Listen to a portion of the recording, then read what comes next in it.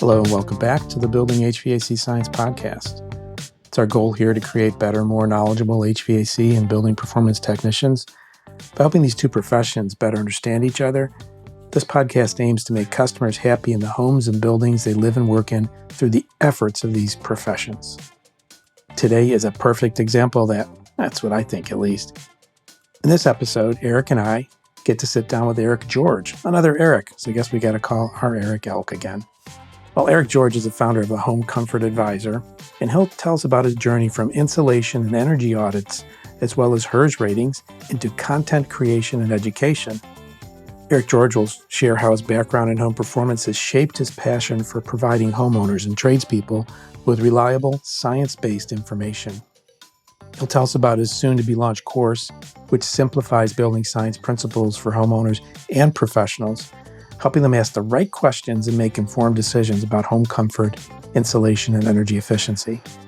Eric also talks about the importance of proper diagnostics. That could be either Eric, or Eric George, but in this case it's Eric George.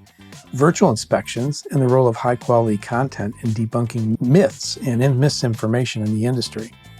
His insights are really a fresh, practical approach to improving indoor comforts if you want to learn how to do that better as a contractor, or even learn as a homeowner, or just someone interested in the science behind home comfort.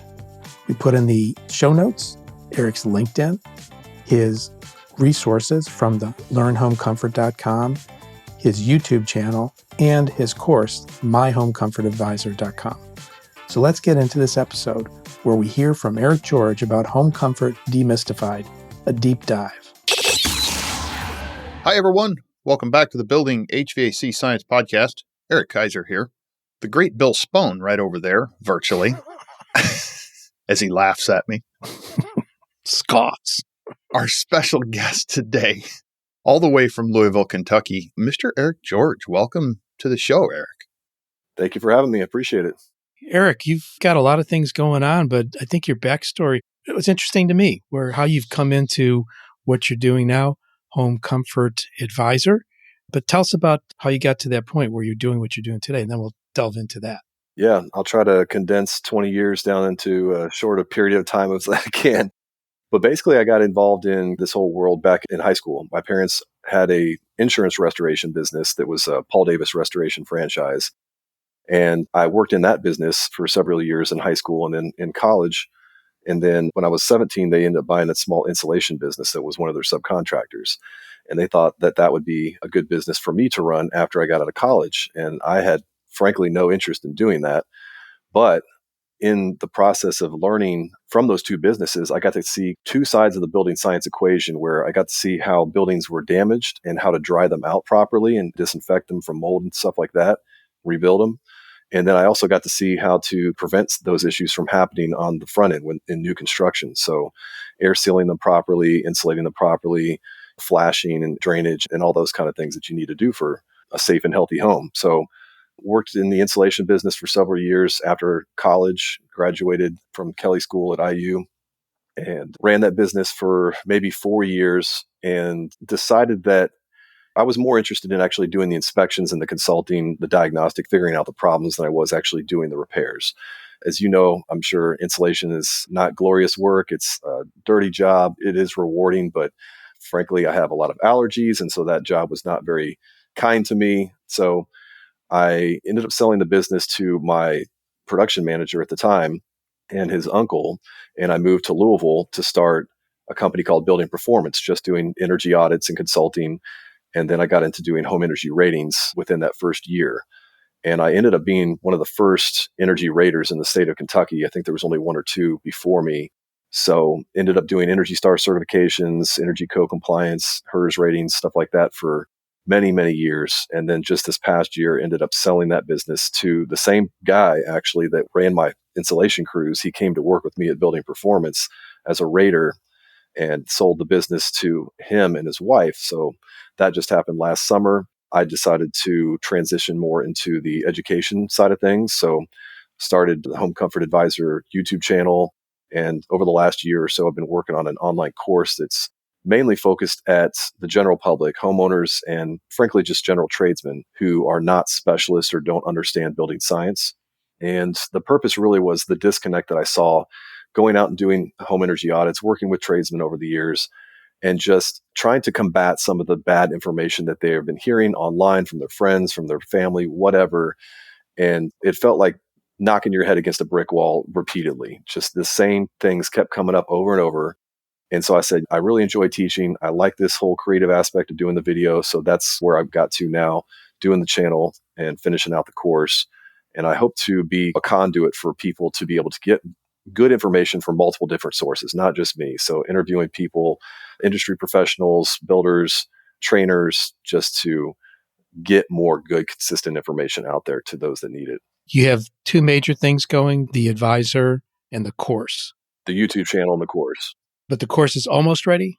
The course has 7 chapters done. It's been something I've been working on basically all on my own, just doing all the video editing, everything. So I don't know how much experience you have with video editing, but it's extremely time consuming even after you record it. So it'll end up being, I think, somewhere between 4 and 5 hours long, 10 chapters.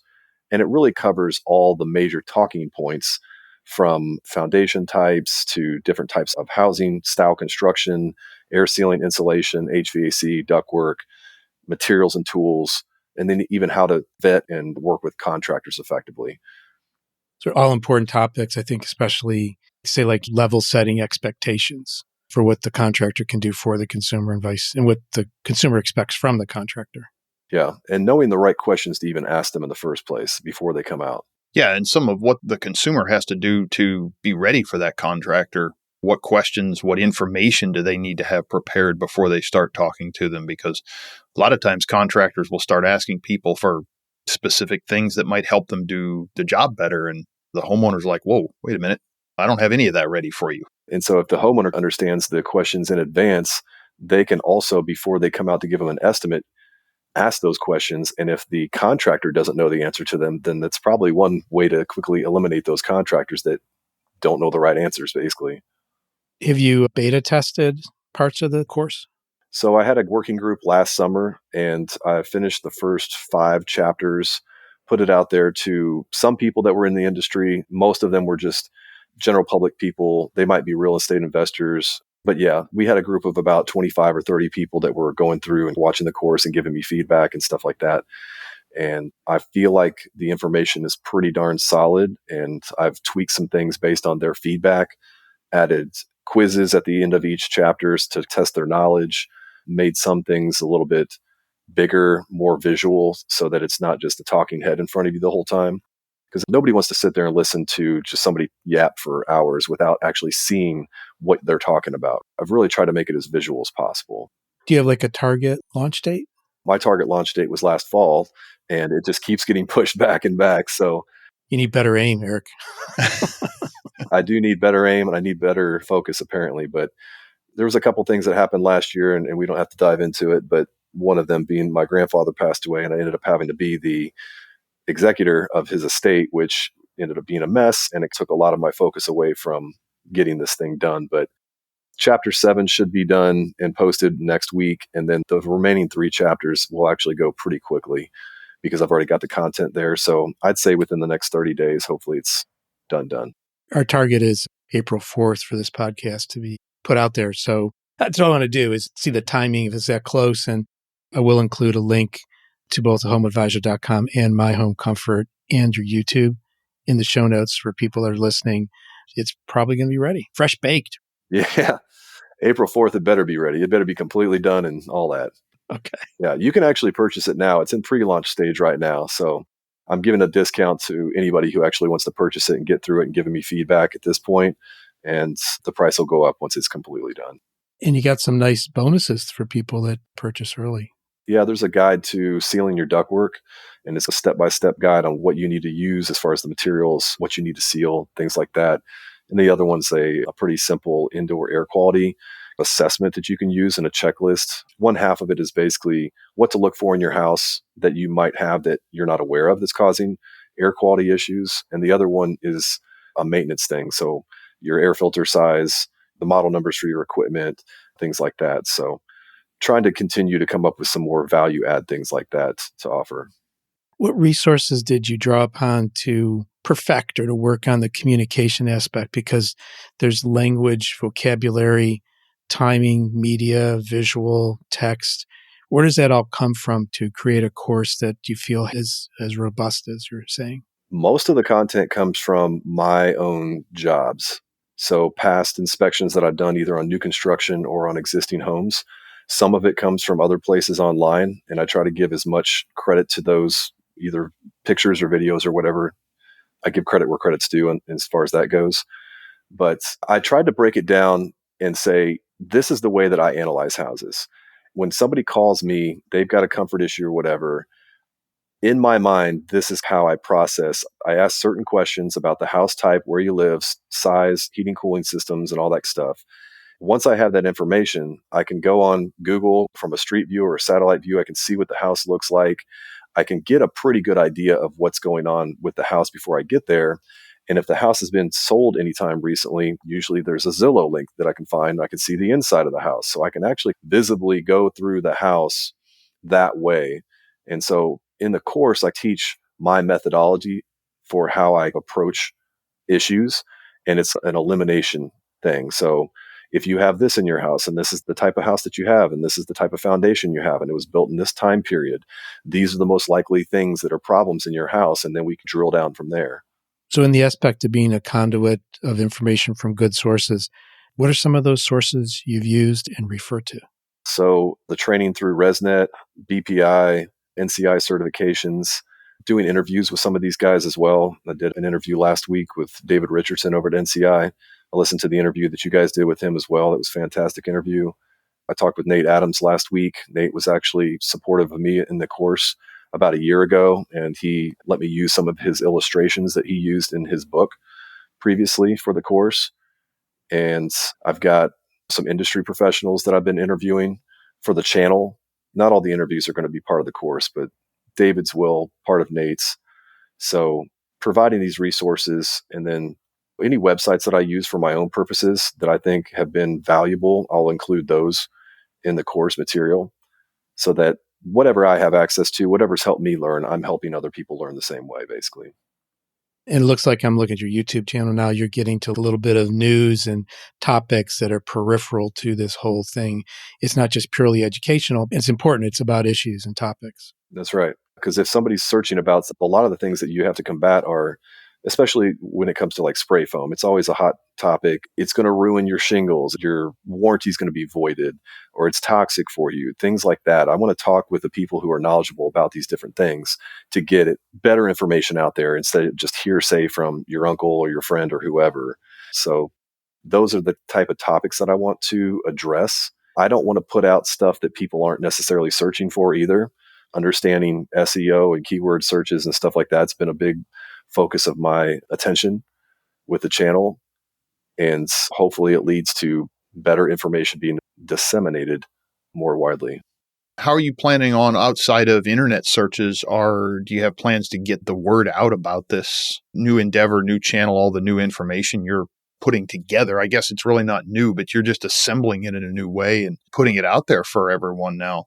Primarily, I've been focused on using Facebook and YouTube to this point, and specifically a lot of the groups that are within Facebook. So there's a lot of DIY groups, there's contractor groups, there's real estate investor groups. And so I have a long background also in real estate investing. And so that's a pretty natural target market for me.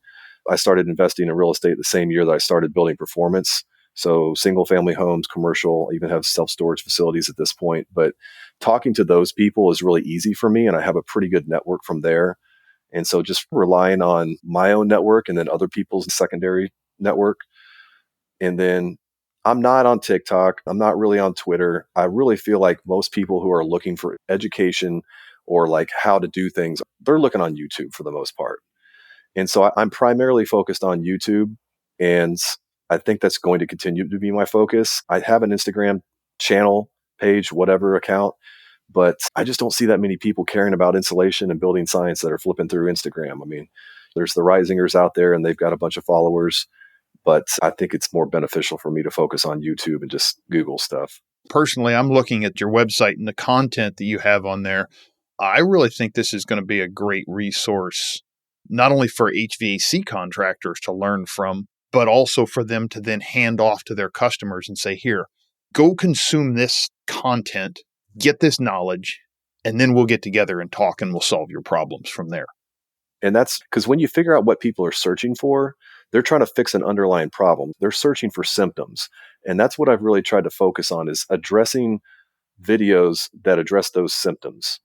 So if I can figure out the way that people are figuring out their problems or trying to figure out their problems, whether it's on Reddit or Google or whatever, I'd like to have concise, clear, and simple to understand videos that can be used exactly for that purpose. Yeah, I love it. That sounds like a great resource for anybody in home comfort industry or an adjacent industry that's trying to help homeowners do the right thing and get some more knowledge. In this journey of content creation, and you're actually starting to roll it out and issue it, what's been most surprising in a positive way and in a negative way? The most surprising, probably in a positive way, is the genuine feedback that I do get from people who really find value in the videos. I don't know about you guys, but I like to feel appreciated for my work and what I put out there.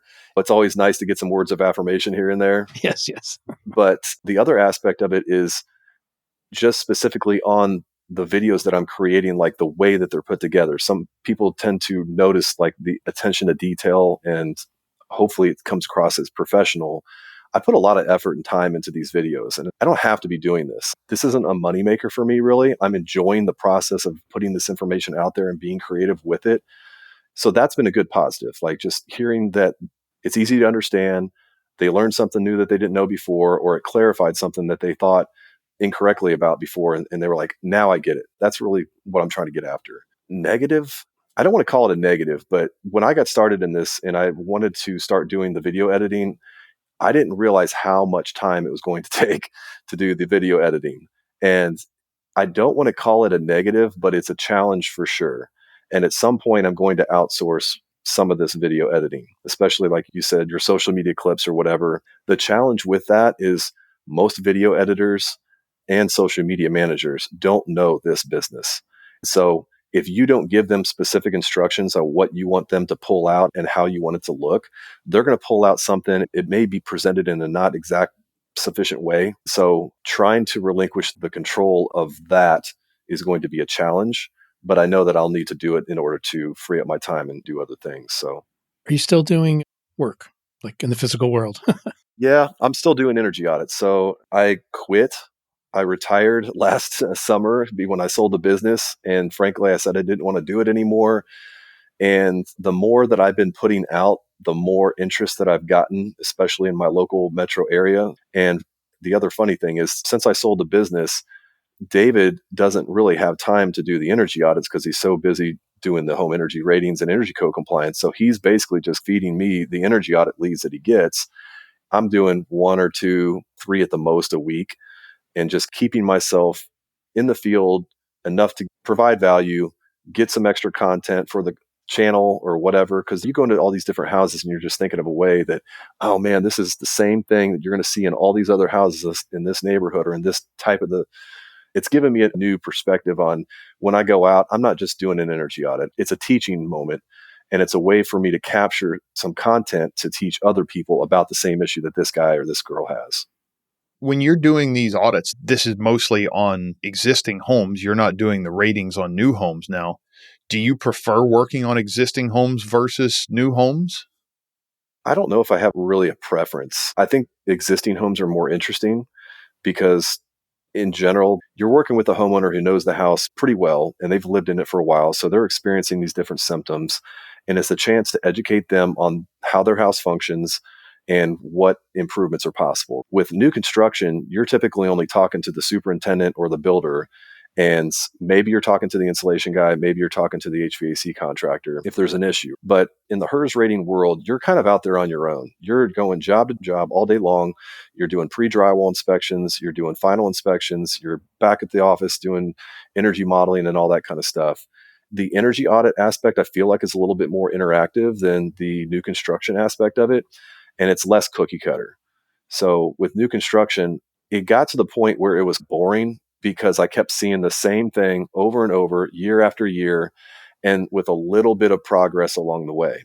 And I know that my area I live in the Metro Louisville area. I live in Crestwood, Kentucky, and the same types of houses are still getting built that were getting built 15 or 20 years ago. And they're a little bit better than they used to be. No matter how much I've tried to educate the builders, no matter how many CEU classes that I teach at the Home Builders Association, you still get the same pushback. And so this is one of the conclusions that I came to. It has to become more of a homeowner awareness thing where they demand better performance. They demand their house be insulated as well as it can be reasonably. And so if the homeowners are not aware of it, they don't know what to ask for when their house is getting built. They don't even know what to look for when their house is getting built. So one of the things I want to offer is if you're building your own house, whether you're actually subcontracting it yourself, you've hired a builder to do it, these are the things that you should pay attention to during the build process. And you should ask these questions of your builder and of the subcontractors to make sure that they're doing these things the right way, or at least thinking about it. Because if they're not even aware of the other possibilities, then it's not going to happen. I guess that was a long answer to your short question, but I don't know that I have a preference, but I think it's energy audits on existing homes. I wrote something down here. New homes have no memory. New homes have no memory. Yeah. Nobody's been there. Right. The existing homes have a memory and a voice that help your evaluation. So Eric and I are measurement geeks, nerds, whatever. We have a lot of listeners like that. So tell us a little bit about the toolkit you had or have and what you use, and a little bit about your basic process for doing an audit. Yeah. So I've used both Retrotech blower doors, duct blasters, as well as Minneapolis Energy Conservatory stuff. Primarily in new construction, we used the Energy Conservatory stuff, frankly, because it was lighter and it was just easier to pack and move on with the day. But I today use Retrotech blower doors and pressure gauges, pressure pans. I've got an older Fluke TI-55 infrared camera it was great back in the day. It's still a pretty good camera today, but it's cumbersome. So now I also use the top-down infrared camera thing that snaps into your smartphone. I also have a couple different FLIR versions of that. So I don't do duct blaster testing on existing homes. Normally when I go out to do an energy audit, I do a blower door test. I do a pressure pan test on all the duct work. I also will cover the recessed lights and exhaust fans and anything that's penetrating the ceilings or walls like that with the pressure pan to see relative connectivity to the outside. I'll do a pressure balance test as far as just putting the tube with the manometer underneath the door while the system's running, open and shut doors to see if the bedrooms are pressure balanced to the common areas. And as far as the HVAC side of things, I will do a total external static pressure test on the HVAC equipment, check the pressure drop across the air filters, and then the heating rise, or sometimes I'll do a cooling drop, but usually stops at the static pressure test. And I'm just looking at the basics. These are the core things I feel like everybody should have looked at their house. And if it needs to go above and beyond that, I identify an issue. Then I'll be like, here's the recommended HVAC contractors that I know what they're doing. You need to have them come out and look at this, this, and this, and have them dive deeper because there's an issue going on here. Like either I'll find that the house is super leaky. I'll identify the places where the house is leaking and tell them, here's the low hanging fruit. Top 3 to 5 things that they need to air seal in the house. Here's where you're deficient on your insulation. And then I'll address the duct system and the HVAC system. So I kind of have an order of process similar to the course that I was talking about, where it usually comes down to air sealing first, then adding the insulation, sealing duct work, and addressing the HVAC system. And then, of course, any health and safety issues that I find that may need to be fixed before any of that work is done will get top priority. Looking at combustion appliances to see if there's any signs of backdrafting or spillage, things like that. I used to work in low-income weatherization assistance, and then Kentucky Home Performance was a program that was around about 12 years ago. And we did combustion safety testing, things like that as well. Frankly, I haven't done that in a long time. I still have a combustion analyzer, but I try to stick to the core things that I think are going to be the quick and relatively easy and have the biggest impact. And if I can visibly see that there are health and safety issues, or there's other tests that I've run that will expose other potential issues with the heating cooling system, then I'm going to tell them, look, you need to call a heating cooling contractor. That's not who I am. They're going to need to be able to ones to diagnose and fix that. So that's the general process that I go through. And then the reports that I give, I used to create these long 30 to 50 page reports that were made out of home gauge software. And lots of illustrations and lots of explanations. And I thought they were fantastic. And they took me 2 to 3 hours to create. And what I found was most of the homeowners just didn't care. They just wanted to know, what do I need to do to fix the problem? And how do I do it? Who do I call? What do I need to do?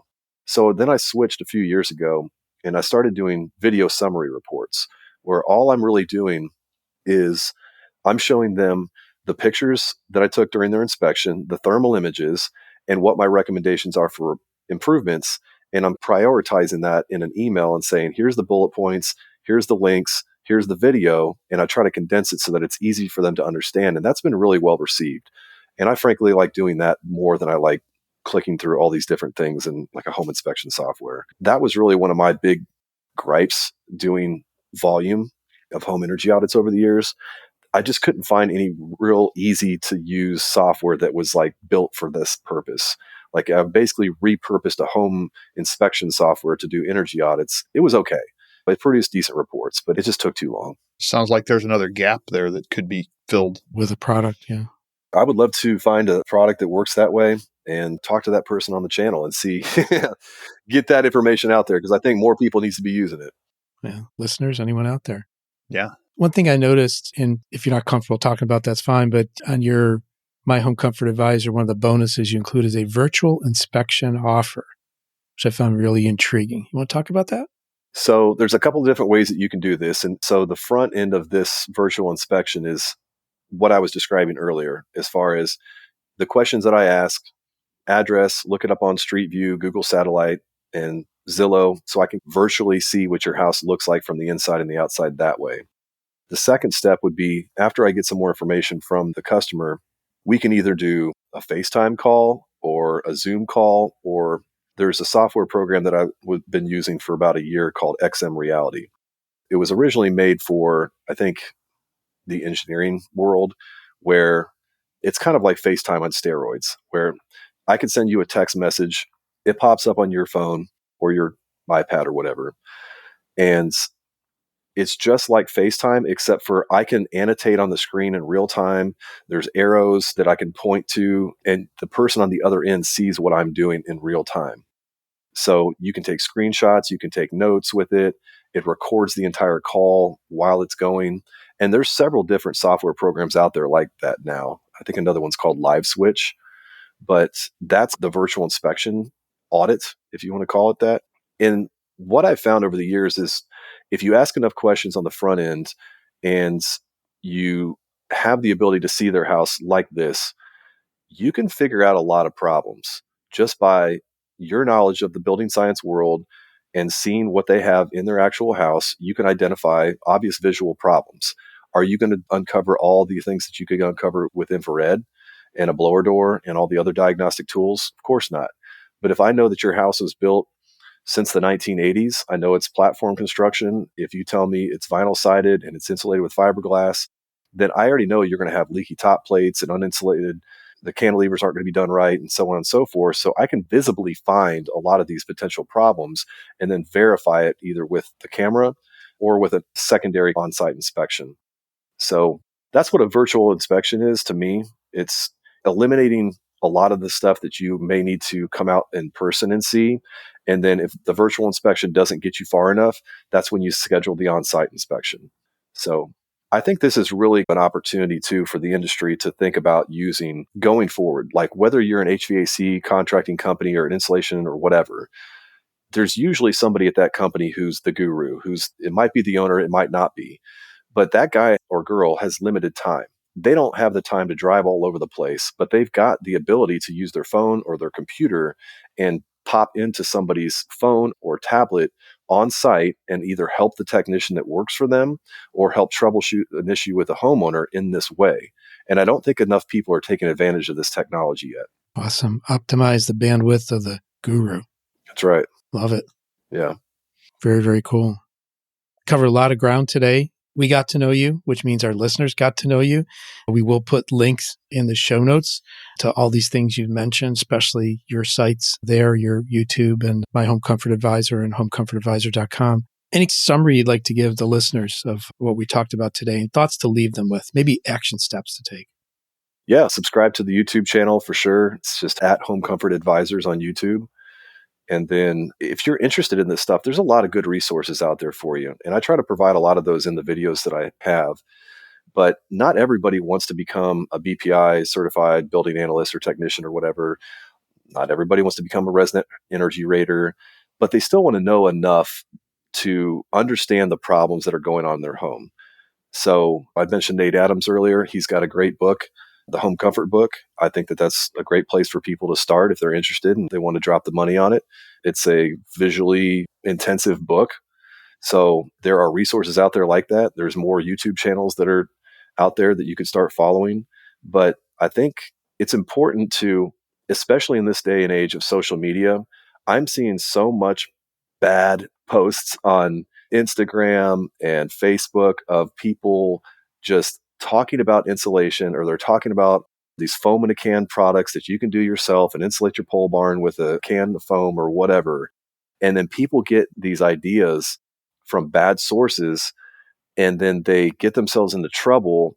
And you can really screw up houses if you don't know what you're doing and you try to insulate based on some social media post that you saw online without vetting out who that person is or what their background is or understanding more about the product itself. Really do your homework, learn a little bit more about it, do some more Googling, searching, and hopefully I'll be a good resource for these people trying to find some of this information, and I'll link to other people as well. But it frustrates me to no end to see some of this ridiculous stuff that's online that people are doing, and then they're teaching it like it's gospel. So that's what I want to leave people with. I don't know everything about building science. I'm not going to ever claim to, but I want to at least be a person that's telling you the truth. And if I don't know the answer, I'm going to find out the answer and bring the person on that's going to give you the right answer. So that's really it. Thank you. It's a great summary. Appreciate you coming on, Eric, to talk with Eric and me. Yeah. Great to meet you guys. I appreciate the opportunity. Yeah, we look forward to you getting launched. And hopefully, like I said, by the time this podcast is out, people could just click on it, take the course. It's really awesome of you putting in this passion project together. And we hope it becomes something bigger and along the lines of what you're thinking. I appreciate that. And it'll be an ever growing, and I'll continue to improve it over time. So it's not something that's a one and done. So that's the best part about the online course, is you can continue tweaking it and adding to it over time. Fantastic. Very nice. Thanks, Eric. Thank you. All right. Thanks, guys.